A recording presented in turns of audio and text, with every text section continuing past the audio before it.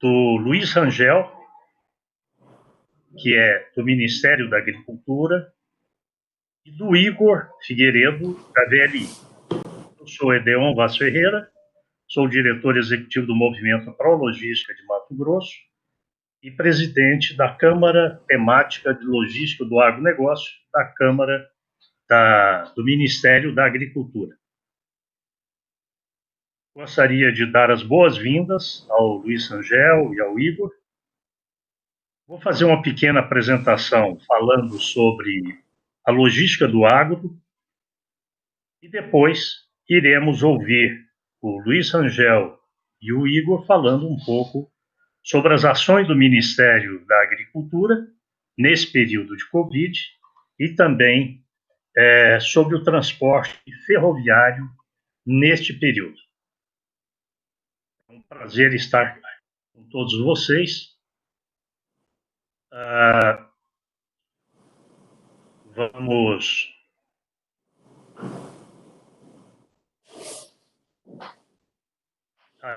então a nossa exposição e na sequência passaremos para os próximos. Nosso movimento Prologística, ele é formado por várias entidades capitaneadas pela AproSoja, que é a Associação dos Produtores de Soja e Milho do Estado de Mato Grosso, e pela AMPA, que é a Associação Mato Grossense dos Produtores de Algodão. E temos outras entidades que fazem parte do movimento, como a Federação da Agricultura, da Indústria, do Comércio, das cooperativas, dos criadores, da Associação Mato Grossense dos Municípios, do Instituto Ação Verde e do CREA. Quando nós analisamos esse quadro, nós podemos observar que, considerando uma linha imaginária aqui, que é a linha do paralelo 16, e considerando desse paralelo 16 para o norte, que nós chamamos de arco norte, e do paralelo 16 para o arco sul, o que nós chamamos de arco sul. Em 2019, nós produzimos 215 milhões de toneladas de soja e milho nessa região aqui, da parte norte. Estamos finalizando a produção, possivelmente vamos chegar a 225 milhões de toneladas esse ano. Então, 215 milhões de toneladas, 61,2% é produzido aqui nessa região norte. Nós temos um consumo aqui nessa região de em torno de 27,5 milhões de toneladas. Exportamos em 2019 pelo Arco Norte, que seria formado por Itacoatiara, Santarém, Santana, Vila do Conde, São Luís, Salvador e Ilhéus, 37,2 milhões de toneladas desses produtos. Boa parte disso transportada por ferrovia. Mas ainda temos um excedente de 66,9 milhões de toneladas que migram para ser escoadas aqui pelo Sudeste e Sul, ou seja, por Vitória, Santos, Paranaguá, São Francisco do Sul. Então, ainda nós temos muito que crescer no escoamento pelo Norte. E temos uma estimativa que, para esse ano, nós vamos estar escoando por esse arco norte em torno de 42, 43 milhões de toneladas. Nós temos ainda que, em 2017, nós tínhamos produzido 32 milhões de toneladas no Mato Grosso.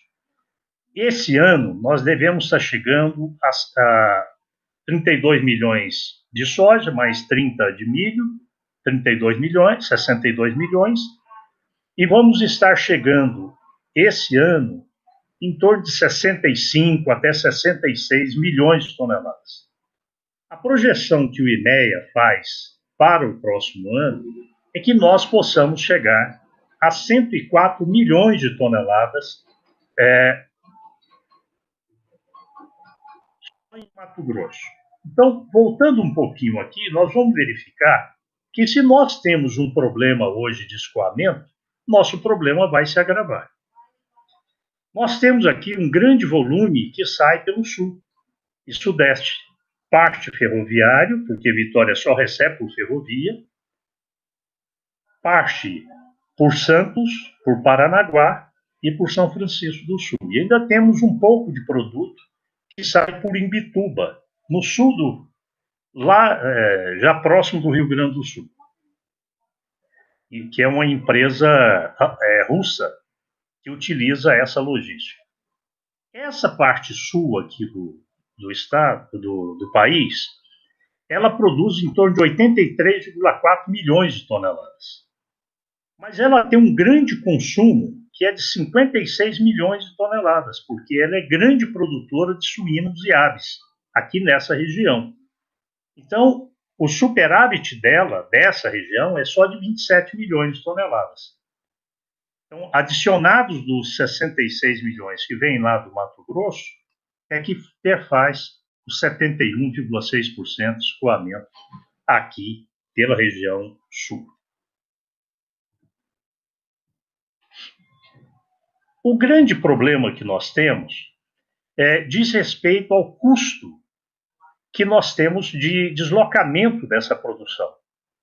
Então, nós temos aí, considerando o Sorriso Santos, um custo de 76 dólares por tonelada, isso valores de 2019. Temos de Santos até Xangai mais 34 dólares por tonelada, ou seja, o nosso custo de uma tonelada saindo de Sorriso para Xangai é de 110 dólares por tonelada. Nós concorremos, no caso, com a Argentina, que custa 57 dólares, e com os Estados Unidos, que custa 56 dólares. Então, isso tira grande parte da competitividade do produto brasileiro.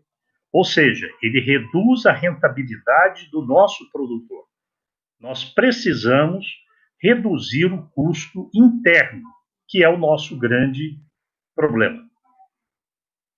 Nós temos, considerando o estado de Mato Grosso, nós temos 3 grandes rotas de escoamento, que é a rota da BR-364, que vai para Porto Velho e utiliza a hidrovia do Madeira, a rota da BR-163, que vai para Miritituba e utiliza a hidrovia do Tapajós e do Amazonas, e a da BR-158, que utiliza a BR-158 até Redenção, e de lá nós acessamos a Palmeirante e São Luís do Maranhão. E aqui, nessa ferrovia, nós temos terminais ferroviários em Porto Nacional, em Palmeirante, em Porto Franco, e capturamos toda essa carga aqui dessa região, levando para São Luís do Maranhão. Na questão hidroviária, nós temos Miritituba, que tem sido um case de sucesso, onde nós temos 3 grandes hubs de terminais. Um em Santarenzinho, que ainda está em projeto, um em Itapacurá, que é o GL10, que aparece aqui, que está em construção, e nós temos aqui Miritituba, propriamente dito, onde existem 5 terminais em funcionamento, 4 fixos e 1 flutuante. Hoje, aqui tem uma capacidade de 18 milhões de toneladas de escoamento. E acreditamos que até 2028 nós tenhamos aqui uma capacidade de 52, 55 milhões de toneladas.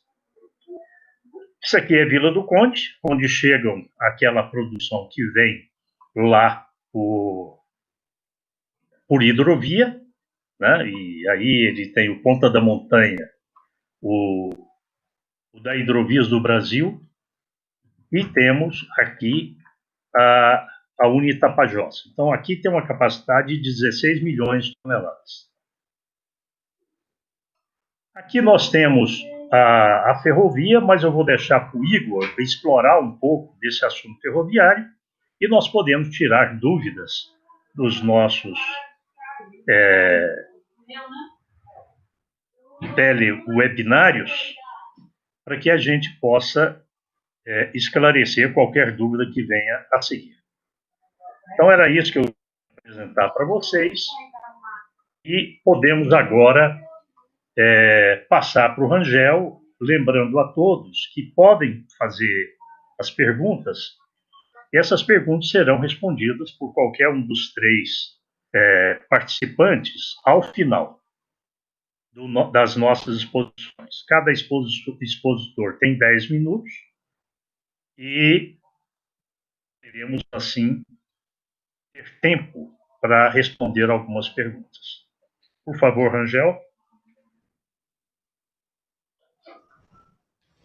Obrigado, Edeon. É sempre um prazer aqui estar conversando com você, nosso presidente da Câmara de Logística aqui do Ministério da Agricultura.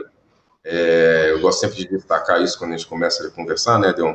Que entre as 36 câmaras temáticas e setoriais que a gente tem hoje no Brasil, aqui no Ministério da Agricultura, uma das mais relevantes, uma das mais importantes, do ponto de vista de discussão, de produção, de orientação de políticas públicas aqui, é a Câmara de Logística. Não é só reconhecida do Ministério da Agricultura, não, ela é reconhecida, inclusive, pelos outros ministérios. O Ministério da Infraestrutura tem um reconhecimento muito grande da qualidade dessa Câmara. O convite, né, que me foi feito pela Beli e pelo Edeon, era para falar um pouquinho sobre esse momento de pandemia que a gente vive e como, né, isso impacta no agronegócio como um todo, e em especial nessas questões aí relacionadas ao transporte ferroviário. Vamos tentar fazer o possível para entrar nessa linha, né? Eu venho conversando com a oportunidade que a pandemia nos deu foi de uma aproximação maior com os nossos interlocutores dos outros ministérios, né? Então, a gente, a partir do momento que se instalou o chamado Comitê de Coordenação de Operações dentro da Casa Civil, nós tivemos um momento que nós entramos ombro a ombro ali com o Ministério da Infraestrutura, com a Polícia Federal, com o Ministério da Justiça, com diversos segmentos ali dentro, para poder nos antecipar a problemas que, porventura, viriam da questão da pandemia, voltados principalmente na primeira onda, né, que a ministra se preocupava muito, que é a questão do abastecimento de alimentos, né, principalmente para o público nacional, né, para o abastecimento nacional. Então, nós montamos, né, junto com a Casa Civil e com a inteligência do Ministério da Agricultura, né, o setor de inteligência do Ministério da Agricultura, formas de capturar informações qualificadas, né, principalmente dos operadores logísticos, e entender, né, o nível da temperatura que estava sendo estava acontecendo por conta dos eventuais isolamentos sociais que estavam acontecendo, né? Estava acontecendo escalonado em diversas situações. São Paulo, que era um ponto importante por causa da crise epidemiológica, da prevalência da doença, poderia estar levando esse risco, por exemplo, nos embarques, por exemplo, nos portos, na restrição de rodovias, na restrição de terminais de transbordo nas próprias ferrovias. Então, a gente criou esse modelo de inteligência para poder entender como esse processo estava acontecendo dia a dia, né? E a partir desse cenário, a gente poder agir, né, do ponto de vista mais rápido, mais ágil, na tratativa dessas questões. Muito bem, funcionou muito bem. Né? A primeira fase era de uma tensão muito grande, a gente estava tentando monitorar isso com os principais atores, mas conseguimos perceber, no que pese, né, uma redução, por exemplo, no fluxo de navios que acontecia no mundo todo, porque o fluxo desses navios aconteciam muito forte na China, né, porque tinha um demurrage maior, um delay maior na questão dos embarques e embarque lá dentro, e aí poderia causar um determinado impacto nesse processo, e que pese isso, nós não conseguimos perceber, né, falhas nem no abastecimento interno, na questão da operação interna logística, nem tampouco na questão dos embarques para exportação. Né? E isso se refletiu nos recordes que nós tivemos agora no mês de março, abril, né, e maio, na questão dos embarques, principalmente de soja. Quer dizer, são recordes estratosféricos, né, 17 milhões de toneladas no mês de maio. Quer dizer, nós chegamos a níveis nunca antes vistos, mesmo sobre essa pressão da pandemia. Né? Isso impressionou muito o secretário de Política Agrícola, impressionou muito a ministra, e a gente tem que ter um pouco de serenidade em observar esses números, porque essa é uma situação anormal, né? O mundo todo está passando por uma outra visão com essa questão da pandemia. Então, essas oscilações, principalmente nessas ofertas desses produtos no mercado internacional, a gente fica animado pelos volumes, mas fica preocupado de verificar, por exemplo, como é que seria o cenário futuro, né? E nessa lógica, a gente começou a aproveitar cenários chamados de médio prazo, ou seja, contendo os riscos de curtíssimo prazo que estavam acontecendo, nós precisávamos avançar em prevenir outros riscos. No setor, por exemplo, de caminhões, setor de pneus, a preocupação era muito maior com relação à segurança dos motoristas, né? Segurança tanto nos pátios de embarque quanto a segurança dos motoristas. Fazendo um paralelo, por exemplo, na área ferroviária, o que a gente poderia entender como um risco iminente nessa questão do Covid seriam nos momentos de transbordo, né? Onde você tem uma operação com maior número de pessoas ali envolvidas. De longe, poderia ser considerado uma aglomeração, mas os aspectos que o Ministério da Saúde, que o Ministério da Infraestrutura e o Ministério da Agricultura recomendavam, inclusive para as recomendações de transporte que nós fizemos, é exatamente dar uma atenção específica para esse público, porque é um público que está totalmente vinculado à questão do abastecimento, né? O abastecimento seja nacional, seja para exportação. Então, esse era um elo da cadeia que a ministra tinha como muito caro, não só verificar a questão do funcionamento da operação, mas o operador, né, de que ele não podia ter uma ruptura do ponto de vista de epidemiologia, e aí você interromper os fluxos logísticos ali acontecendo. E assim foi feito, né? Fizemos uma série de parcerias com o ministro Tarcísio na infraestrutura e começamos a perceber que, com todo esse esforço, as coisas foram serenando ao longo dos meses, né, que ainda persiste a questão do isolamento social. Monitoramos diuturnamente, né, mensalmente, as questões dos embarques. Eu queria fazer um destaque aqui para a nossa coordenação de logística do nosso departamento, e também a Secretaria Executiva do EDEON, lá na Câmara de Logística, que é o Carlos Alberto. E aí eu vou mostrar para vocês alguns boletins de inteligência que a gente trabalha, né, são nessa lógica, os boletins de inteligência.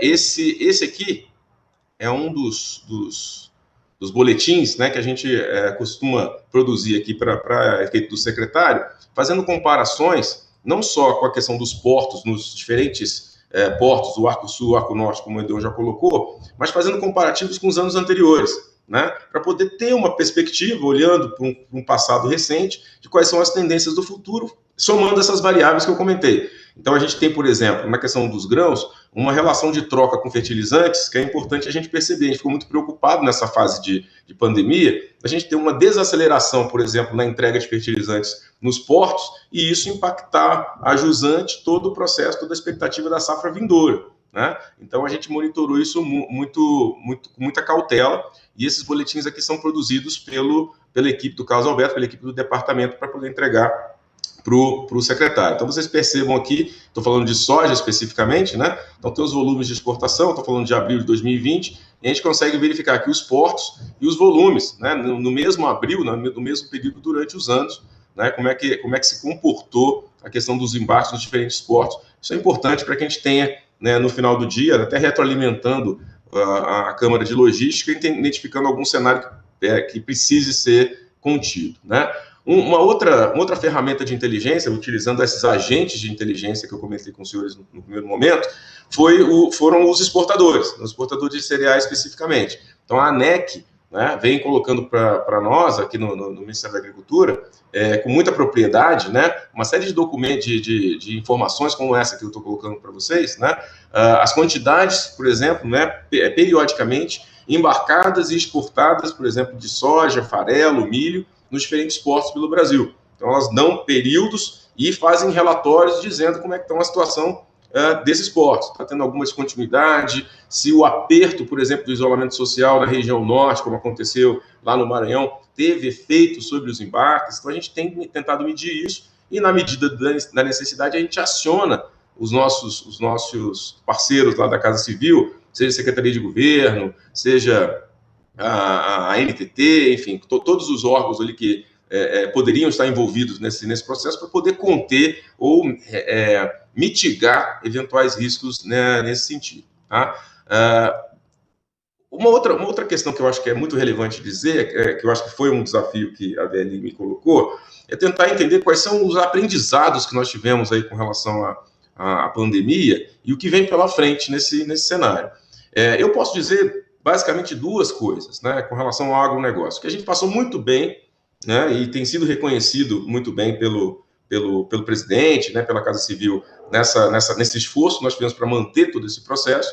Tivemos crises pontuais em alguns segmentos que foram considerados não essenciais no primeiro momento, não é o caso dos grãos, né, que essa produção, ela de fato é considerada essencial e fluiu muito bem com toda a sua operação logística. Tivemos alguns pontos específicos com relação a isso, mas eu tenho certeza que as coisas vão mudar daqui para frente. A interação, a representatividade que o Ministério da Agricultura teve nesse combate à crise, a exposição que nós tivemos e o sucesso que nós tivemos, fez com que nós nos aproximássemos de outros atores estatais de uma maneira muito intensa. Um deles é o Ministério da Infraestrutura, que nós já tínhamos a proximidade, né, muito forte com toda a Câmara Logística, mas agora nós interagimos do ponto de vista de gestão, né, interagindo inclusive com protocolos, entendimentos, enfim, uma série de questões. Ministério das Minas e Energias, a própria Casa Civil reconheceu no Ministério da Agricultura essa qualidade que vocês estão vendo, quer dizer, do ponto de vista da inteligência, isso ainda ficava muito no nosso público, né? Então a gente passou a ser considerado pela Presidência da República como, de fato, um órgão extremamente essencial, extremamente estratégico e com muita capacidade de lidar com esses pontos específicos. Então, são os dois aprendizados que nós tivemos, né, nesse sentido. Para o setor de ferrovias, eu acho que o Igor vai poder dizer, talvez um legado importante, no contexto como um todo, eu acho que para a sociedade brasileira, fica que em momentos como esse, a solidariedade, não só do ponto de vista de colaboração, de altruísmo entre pessoas, mas do ponto de vista de atenção às pessoas, aos profissionais, ela ficou muito em evidência. E isso é um legado, né? A gente vai ter isso como um legado. Então, se você olhar sobre esse montante como um todo, né, de esforços que foram feitos para poder preservar a contaminação dos nossos servidores, nossos trabalhadores, nossos colaboradores, isso muda o microambiente, o microcosmo ali de tratamento no processo de transbordo, né, e isso nos traz para um outro patamar, inclusive, de atenção com esses servidores. Isso é legado, né? Isso é legado, isso aumenta a nossa eficiência, porque você deixa esse processo, apesar dos investimentos que tem que ser feitos, aumenta o nosso processo de atenção a esses servidores. Isso eu acho que é um legado específico. Uma última questão que eu gosto muito de dizer sempre no começo, o Edson sabe disso nas minhas intervenções sobre logística, é que para esse público que a gente está falando aqui não é novidade, mas assim, muitas pessoas que falam sobre logística e que colocam o tema logística na pauta de uma discussão mais política, elas olham isso sob uma narrativa antiga, né, sob uma narrativa, uma óbvia narrativa da década de 90, em que, de fato, nós tínhamos uma dependência muito grande, ainda temos, mas temos uma dependência ainda maior do transporte sobre pneus, né, transporte rodoviário, com pouca interação multimodal. E isso foi sendo transformado, quer dizer, essa percepção, essa crítica, esse entendimento, ele foi percebido muitos anos atrás, e a transformação ela é de longuíssimo prazo, com estratégias diferentes dos diferentes governos, que são pegadas diferentes do ponto de vista político, mas o cenário hoje é muito diferente, né? A Veli sabe disso. A gente está falando hoje de Arco Sul, Arco Norte, modais ferroviários que funcionam muito bem, com transbordos e interação multimodal, seja no Sul, seja no Norte, e a gente está falando de cerca de 35% dessa produção como um todo sendo transportada sobre trilhos.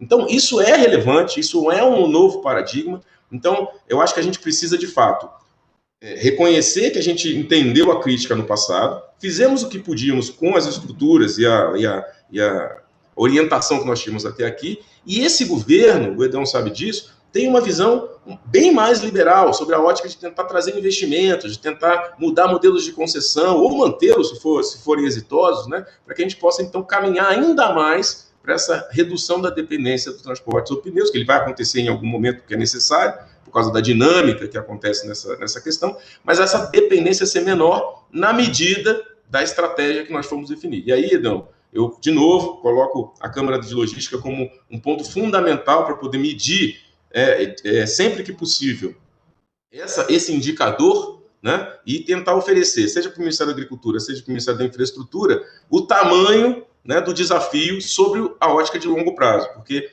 como dito, e vocês devem ter ouvido aí nas entrevistas do ministro Tarcísio, essa mudança não se faz em 5 anos. Por mais esforço que você coloque, você precisa, de fato, de um período de transformação de investimentos e captação de investimentos um pouco maior. Então, são as minhas palavras nesse sentido. Espero ter podido atender aí na visão dos organizadores essa visão. Estou à disposição de vocês.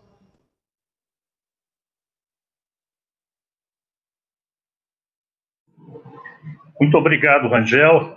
Obrigado aí pelas suas colocações, como sempre, muito bem postadas, muito bem elaboradas. O Luiz Rangel, que é diretor do Departamento de Análise Econômica e Políticas Públicas da Secretaria de Política Agrícola do Ministério da Agricultura, Pecuária e Abastecimento. É um grande parceiro nosso, nunca se negou a participar, a trazer o seu conhecimento a todos. Nós vamos passar a palavra agora para o Igor Bretas de Figueiredo, que é o gerente-geral comercial de grãos e açúcar. A palavra é sua, meu amigo. Obrigado, Edeon, obrigado, Luiz Rangel, obrigado pela organização do evento e pela oportunidade de conversar com vocês nesse momento tão complexo que a gente está vivendo aí, né? Eu acho que essa troca de informações é sempre muito rica, né? E aí, para começar, né, queria destacar um ponto que o Rangel falou, que para a gente aqui na VLI é sempre muito relevante. O Edeon é um parceiro nosso também de longa data, né, Edeon? Mas o que o Rangel falou é muito importante, né? Às vezes a gente ainda tem um olhar, Rangel, e eu também uso isso em algumas falas que a gente tem, um olhar para a infraestrutura do agro do passado e não do que talvez a gente vive hoje. É lógico que esse desafio é muito grande, o Edeon sabe disso como ninguém, porque a potência que o campo no Brasil tem é muito grande, e o crescimento que o campo tem é muito grande, e o desafio da infraestrutura é acompanhar isso.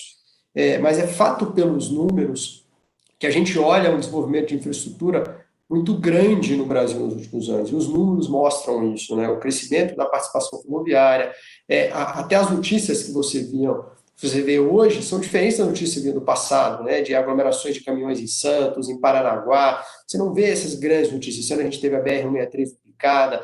Então, você vê um movimento de infraestrutura muito positivo no país. E o Rangel destacou um ponto que eu também gostaria de pegar, que é a fala dele, que a política de infraestrutura é uma política de Estado, é uma política de longo prazo, né? A infraestrutura você não faz do dia para a noite. E talvez os números tenham mostrado que realmente a infraestrutura virou uma política de Estado no Brasil, com a participação público-privada, né, os dois entes sempre fazendo esse bate-bola, e eu não tenho dúvida que isso é um ponto muito importante. Outra coisa muito interessante de se destacar nesse momento são os números que o próprio Edeon e o Rangel colocaram. O Brasil bateu recordes expressivos de exportação de soja no mês de abril, e vem batendo recordes expressivos. Então, ou seja, isso talvez dê mais visibilidade de como a infraestrutura no Brasil vem se desenvolvendo. De novo, com participação de entes privados e entes públicos. E a VLI é um próprio exemplo disso, né? Uma empresa que investe 9 bilhões para investimentos quase que exclusivos da produção agrícola brasileira, isso tinha que render frutos de alguma forma. Estão rendendo, né? Gosto de lembrar, tá, Rangel, que às vezes a infraestrutura, a gente só lembra dela quando dá problema. Então, talvez o fato de não estar na mídia seja o maior, o ponto mais positivo que a gente tem hoje.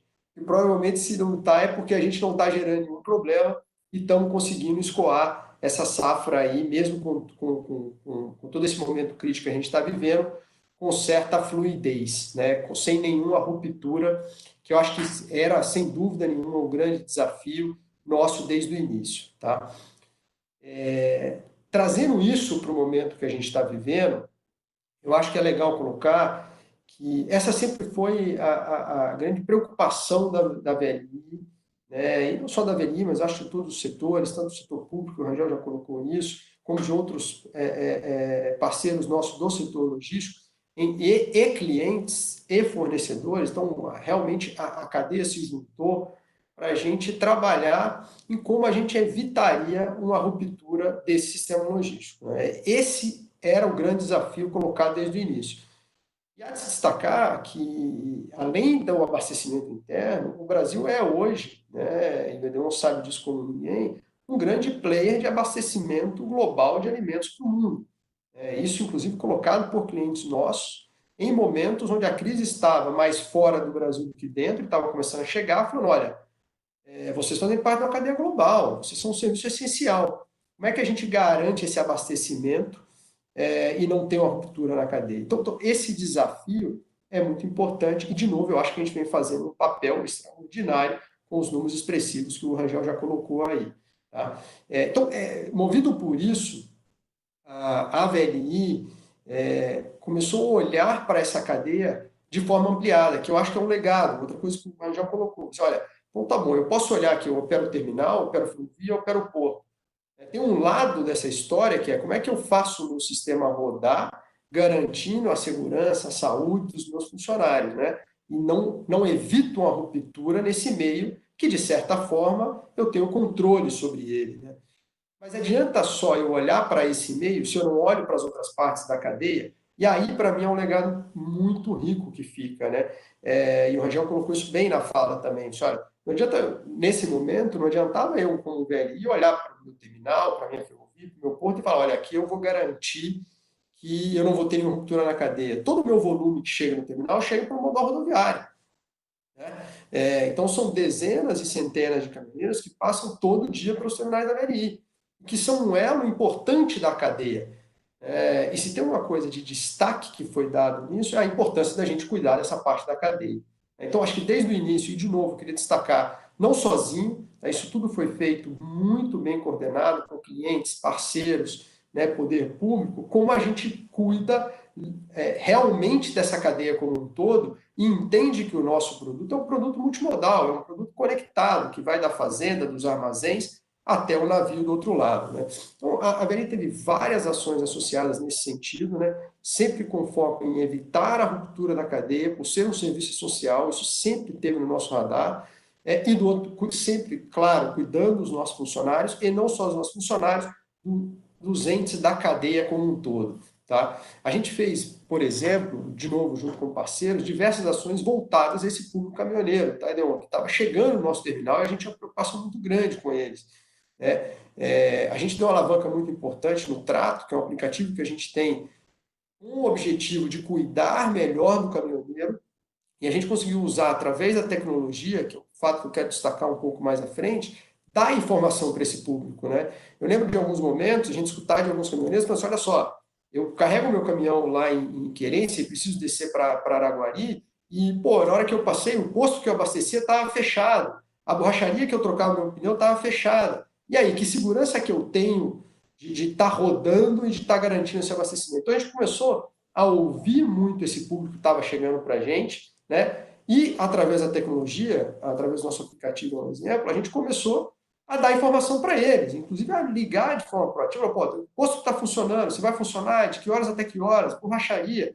E aí você começa a dar informação, retroalimentar esse público, para virar e falar assim, olha, essa rota é uma rota segura, pode trabalhar, esse posto está funcionando, aqui você vai conseguir abastecer, aqui você vai conseguir se alimentar.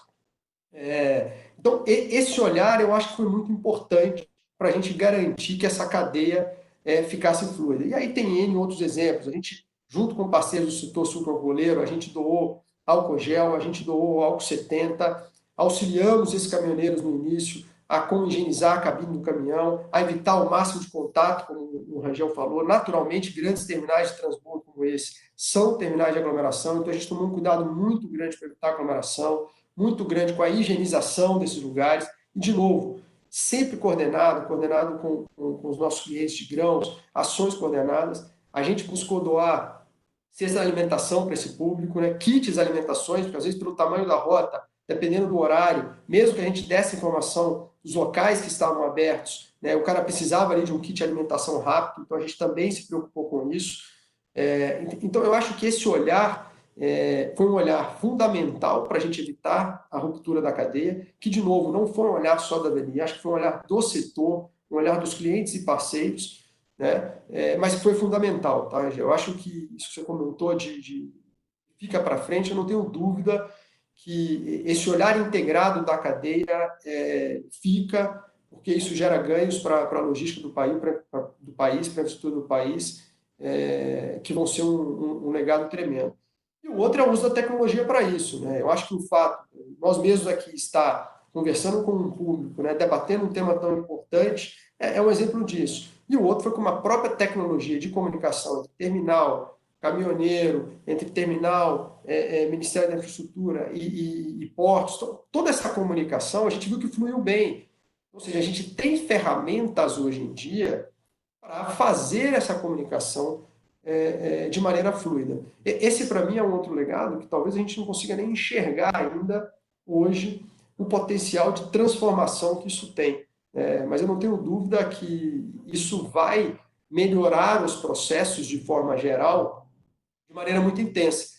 E aí você pode, se você volta no primeiro slide do ED, onde fala de competitividade, isso tem um poder, inclusive, transformador na competitividade do setor. Né? A gente sabe que o desafio, apesar da infraestrutura ter melhorado bastante nos últimos anos, se você compara o potencial que o Brasil tem, o desafio ainda é muito grande. Né? E aí você coordenando ações de infra e com o uso intenso da tecnologia, com o conceito de multimodalidade, que o Rangel bem colocou, você gera um potencial de gerar um choque de oferta de opções logísticas, né, e multimodais, que com certeza vão gerar uma competitividade do setor agro brasileiro muito grande. E eu não tenho dúvida, tá, Rangel? Eu destacar um último ponto. O fato da gente passar por isso sem grandes rupturas, a gente talvez está dando um recado para o resto do mundo que, olha, o Brasil consegue ser, né, um provedor de alimentos sustentável para o mundo. Né? Isso para mim, é fantástico quando você olha esses números. Tá? Eu acho que o recado que a gente está dando é fantástico. Né? Talvez o mundo conhecia muito bem o nosso Brasil que produz, né? O que a gente já está ali, da porteira para dentro, tecnologia. Agora eles estão conhecendo na crise que a nossa infraestrutura mudou de patamar e é capaz de, mesmo em momentos difíceis, continuar suprindo o globo de alimentos. Né? Então, acho que era isso que eu queria colocar aqui para vocês, tá? Fico aberto aí também a comentários e respostas no que eu puder contribuir. Muito obrigado, Igor. Eu acho que foram excelentes as suas colocações. Eu queria pedir desculpas para os nossos telespectadores que nós tivemos um problema técnico no início dessa webinar e um pedaço do que eu falei não foi transmitido. Eu não tenho ideia de quantos segundos aconteceu, mas nos desculpe por isso. Sem dúvida alguma, o trabalho integrado entre o Ministério da Agricultura, o Ministério da Infraestrutura, permitiu que nós tivéssemos e estamos tendo sucesso no escoamento da safra. O escoamento não teve nenhum problema, começou a ter um pouco no início, aí com prefeituras fechando o comércio, como disse o Igor, mas a ação rápida que nós tivemos do Ministério da Agricultura e do Ministério da Infraestrutura, acionando os prefeitos, a Confederação Nacional dos Municípios, teve um sucesso absoluto. Durante algum período, nós tivemos aí um problema de abertura de restaurantes à beira de estrada, mas o restante dos apoios de autoelétrica, de borracharias, tudo isso funcionou. Então, isso mostra a nossa multimodalidade, né? Então, nós temos aí o caminhão alimentando as ferrovias não tiveram nenhum problema, fluiu normalmente, tanto para Santos quanto para o norte, para o nordeste, no caso de Itaqui, e nós estamos tendo aumentos substanciais no nosso escoamento. Eu queria aproveitar para a gente conversar um pouco com nossos dois palestrantes sobre, eu acho que, em termos logísticos, esse período agora do coronavírus nós estamos conseguindo superar. Agora, o que é que nós vamos fazer para o pós-Covid? O que virá? Ministério da Agricultura, nós estamos discutindo isso na Câmara Temática e subsidiando a ministra quanto às nossas preocupações, e nós temos aí os planos da DLI. Eu gostaria de ouvir, tanto do Rangel quanto do Igor, Como é que vocês estão vendo esse período agora pós-Covid? Primeiro o Rangel, depois o Igor.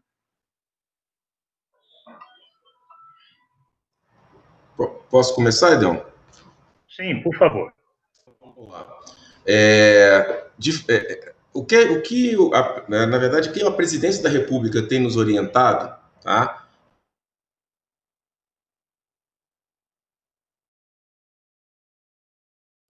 No chamado longo prazo, né? E é engraçado, eu gosto de comentar isso, porque quem trabalha com logística como vocês, quem trabalha com agricultura como nós, tem uma visão do que é curto, médio e longo prazo diferente da visão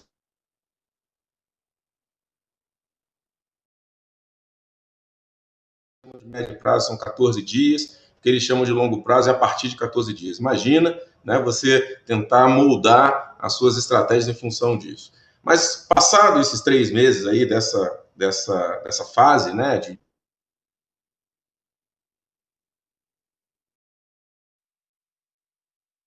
ter essa necessidade de uma visão de longo prazo, né? E aí, nós sabemos que a agricultura vai ser aquela que vai sair com algumas cabeças na frente, porque parou menos, né? Então, a gente precisa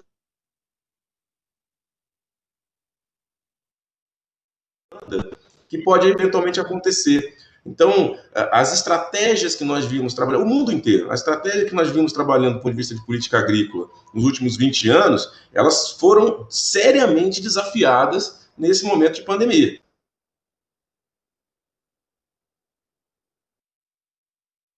Para 2022, né? Isso eu estou chamando de curto prazo, isso é a minha concepção de curto prazo, para que a gente possa manter essas relações de troca, por exemplo, como eu comentei, de fertilizantes, porque nós somos muito dependentes de importação de fertilizantes, então manter essa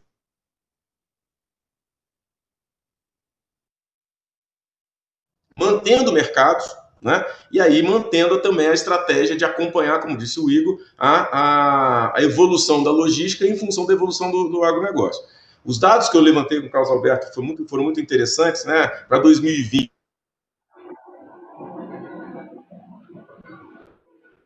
produção de soja, dobramos as exportações, né? E de fato conseguimos ali também fazer alguns avanços do ponto de vista de logística, o que é positivo, né? Eu concordo absolutamente que isso é um processo de longuíssimo prazo, aí você tem que chamar longuíssimo prazo, né?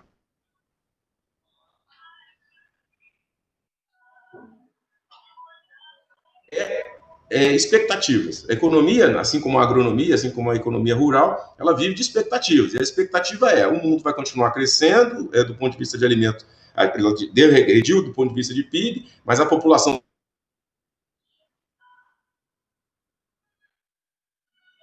milhões de pessoas em 2050, nós temos responsabilidade de aumentar nossa produção significativamente, e aí a gente vai ter que escoar, porque não é só o Brasil vai crescer sim, mas a gente vai ter que continuar botando isso num livre mercado para fora. Então são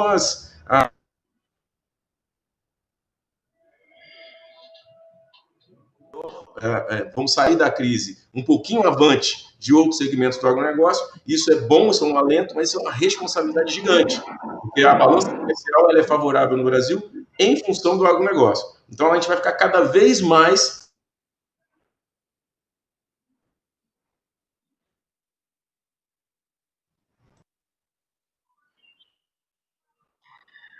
Parece que teve uma falha aí de som do Rangel, já no final da fala dele, deu uma congelada, mas nós entendemos bem a sua linha de raciocínio.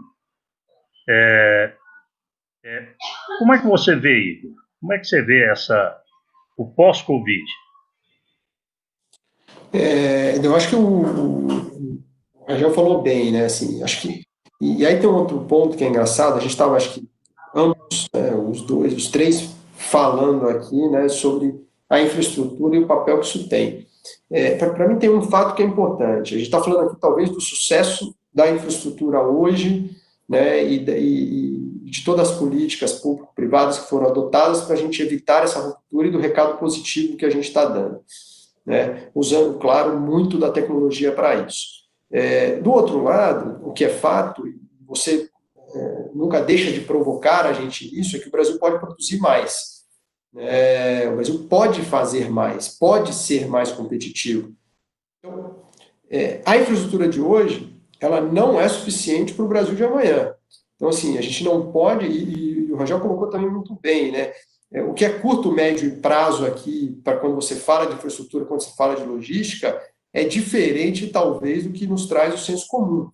Então, a importância de continuar olhando para isso, como uma política de Estado, que tem que ter uma visão de longo prazo, né, para atender esse Brasil que produz de forma intensa e que não vai parar, é muito importante. Né? Eu acho que o nosso sucesso de hoje não garante o sucesso de amanhã, a gente tem que continuar com esse olhar, tem que saber que a gente pode ser mais competitivo, a gente pode produzir mais, isso pode ser muito importante para o país para frente, tá? Então, esse para mim é um ponto chave. O outro, que também tem muito a ser descoberto ainda, mas é fato que a tecnologia ela pode mudar a competitividade e a produtividade brasileira.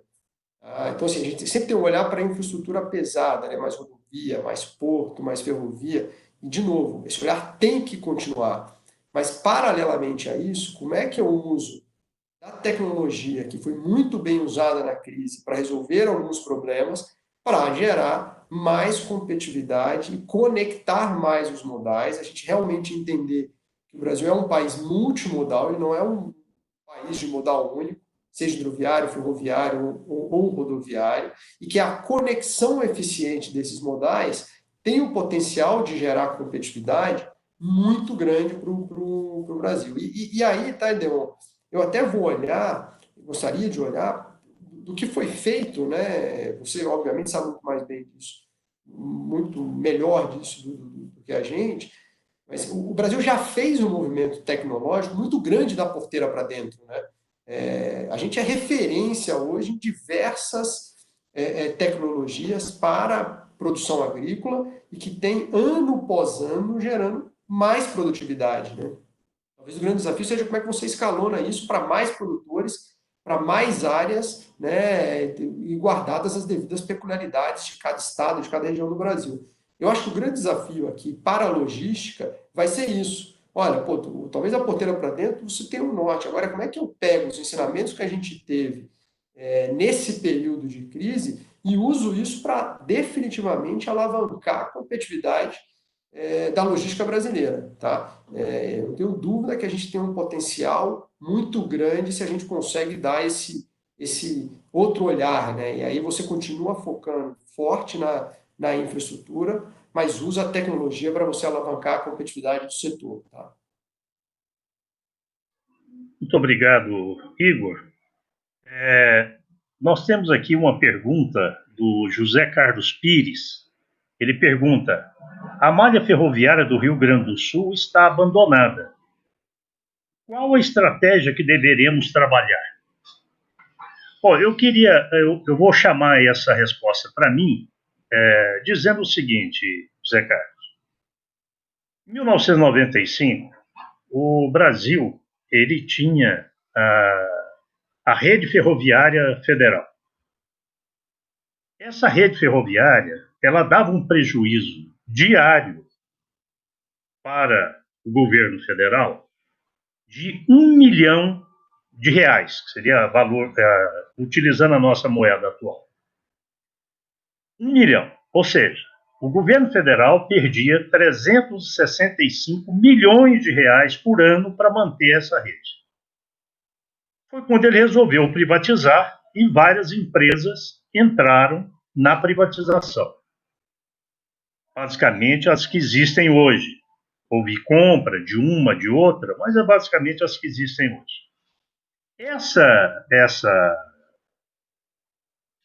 A ferrovia existente, a malha ferroviária que o Brasil tem, próximo de 32 mil quilômetros de ferrovia, ela tinha ferrovias, tinha malhas que eram, na época, econômicas, ou seja, ela tinha volume de carga que dava sustentação àquela ferrovia, mas tinha muitas linhas que eram de cunho social.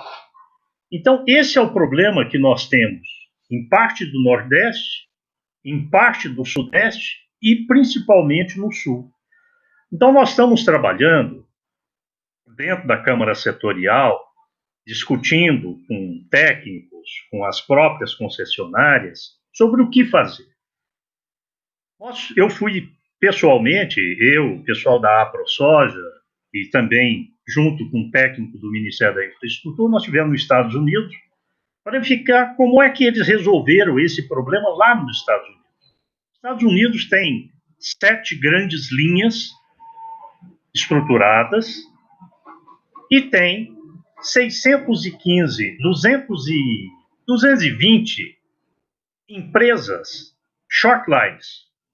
Então, essas short lines, elas capturam a carga nesse tipo de ferrovia que não tem sustentação para ser um tronco e alimenta as grandes ferrovias. Então, é isso que é muito importante. Desculpe só corrigir um dado. São 615 short lines que operam 220 mil quilômetros. Então, essas short lines, elas capturam a carga, colocam no tronco e o tronco leva até o porto. Então, você pode atravessar os Estados Unidos como um todo. Isso traz competitividade, isso traz redução de custo, e aí a gente pode avaliar que, nos Estados Unidos, quando você coloca um grão no trem, lá no meio oeste americano, e leva para os portos de Seattle, lá no Pacífico, são 3 mil quilômetros, ele custa $33 por tonelada. Exatamente em função dessa competição que existe e essa complementariedade que a shortline dá a esse sistema. Nós estamos estudando no Brasil como fazer. Eu acho que uma das soluções é as shortlines para parte dessa malha no sul, mas vamos continuar trabalhando esse assunto, ok? Outra pergunta. A pergunta é do Elias Rezende. E, nesse caso, para o Rangel. Eu peço aos nossos debatedores que sejam muito objetivos, porque nós temos várias perguntas, a gente vai tentar responder o máximo, com respostas o mais curtas possível, porque nós temos aí ainda 7 minutos para concluir o nosso webinar. A pergunta é para o Rangel, é do Elias Rezende, e ele pergunta: existe algum projeto incentivado pelo MAPA para que pequenos produtores aumentarem a capacidade de produção? Então, pode repetir rapidamente aqui, que a minha internet também, a gente tem que melhorar a infraestrutura em todos os aspectos, inclusive no nosso 4G aqui. Mas para aumentar a produção, repete, por favor. Ele pergunta, é o Elias Rezende, ele pergunta: existe algum projeto incentivado pelo MAPA para pequenos produtores aumentarem a capacidade de produção? Sim, sim. Eu queria fazer um destaque especificamente a essa questão do fomento, né? A política agrícola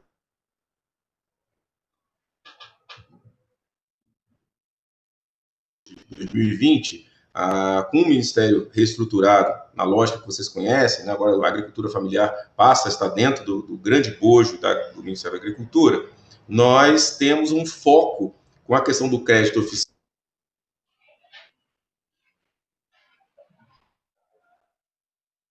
O arranjo produtivo é fundamental, a gente sempre incentivou isso, que vão ser o foco prioritário das políticas agrícolas aqui do Ministério da Agricultura. É óbvio, né, que a gente não abandona também o grande agronegócio, mas o grande agronegócio, com os juros que hoje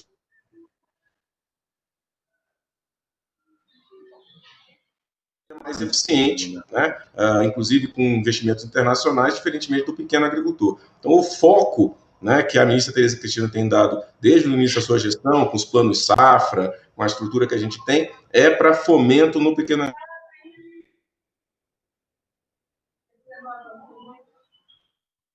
núcleo de produção, né? Sejam eles grandes, sejam eles pequenos, eles vão ter os seus diferenciais de oferta, né? Você pode sim ter hoje novos modelos de arranjo de produção com cooperativas e pequenos agricultores agregados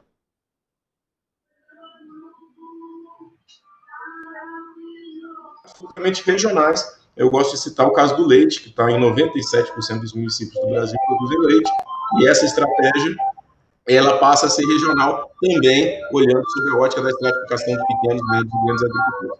Mas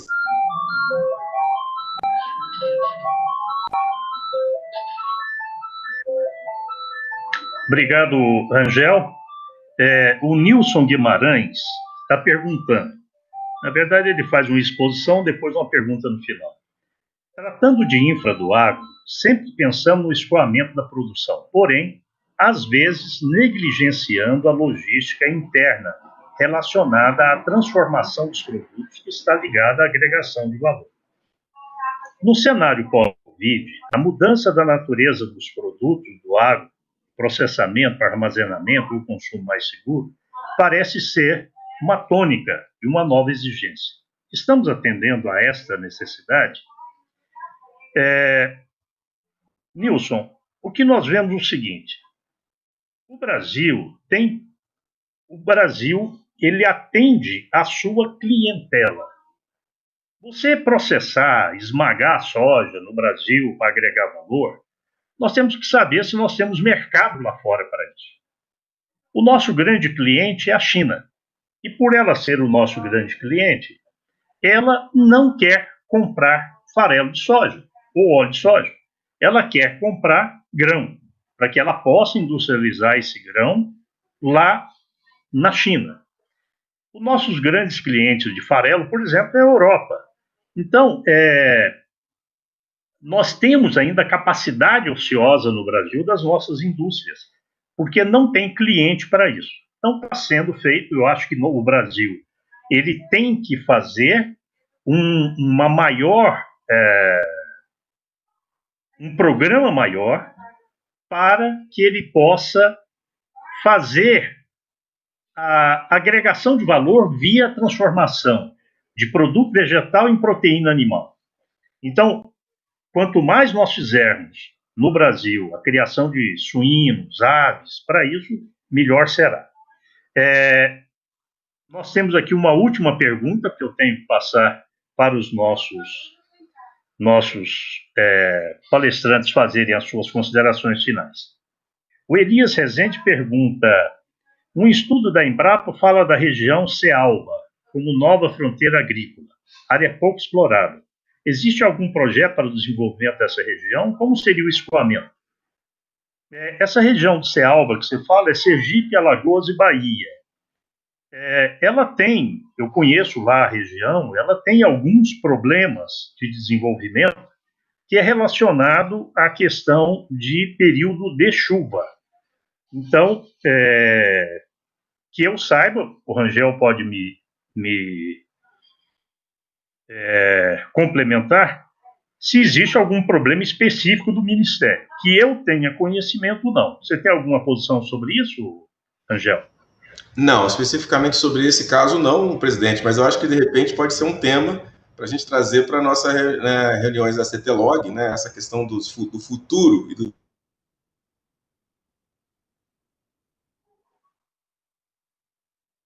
direcionado para uma política pública. Perfeito. Vou fazer mais uma pergunta só, que nós já estamos estourando.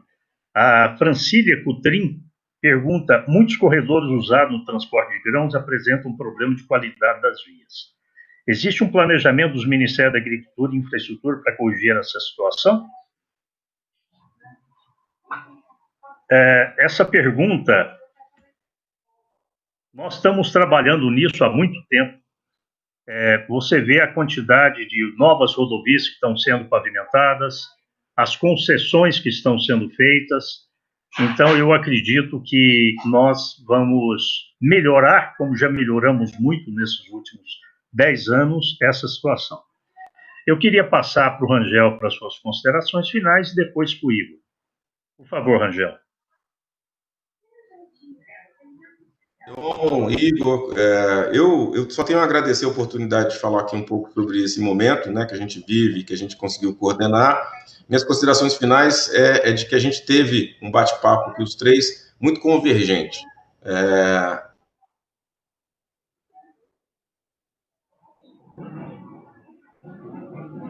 curto, médio e longo prazo, acho que ficou muito bem contextualizado pelo Igor e por mim.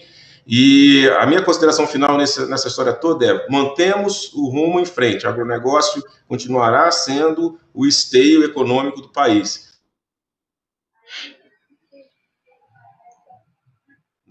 No ritmo possível, mas sempre acompanhando esses nossos desafios do agronegócio. E aí contamos, obviamente, com as empresas, as concessões, as estratégias de governo e privado. Obrigado. Igor? Obrigado, Edeon. Rangel, acho uma conversa bastante rica, né? Bastante conveniente, como disse o Rangel, e isso é muito bom e importante no setor, né, Edeon? Você comentou aí, por exemplo, do plano integrado que tem, porque vocês já vem trabalhando no que tange a infraestrutura, melhora de rodovias. Então, quando eu falo que a gente está convergente, isso para mim me dá uma segurança muito grande que a gente está no caminho certo, que a gente está olhando setor privado e setor público, setor do agronegócio, para o mesmo norte, né? Nosso desafio não é pequeno. Acompanhar o potencial agrícola do Brasil é um desafio por si só, com crise ou sem crise, tremendo.